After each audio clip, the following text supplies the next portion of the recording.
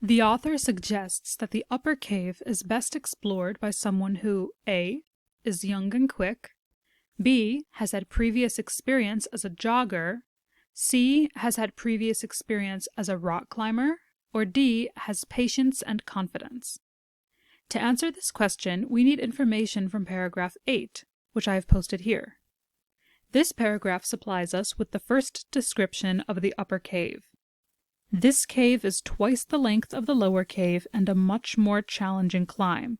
Not a good choice for the timid or unskilled underground adventurer.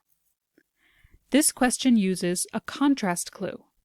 Although the speaker doesn't explicitly state to whom he would recommend the upper cave, he does say who he would discourage from going there: the timid or unskilled underground adventurer. From here, we can understand that if he doesn't recommend a timid or unskilled underground adventurer go to the upper cave, he probably would recommend the opposite go there. For example, somebody who is skilled and has experience.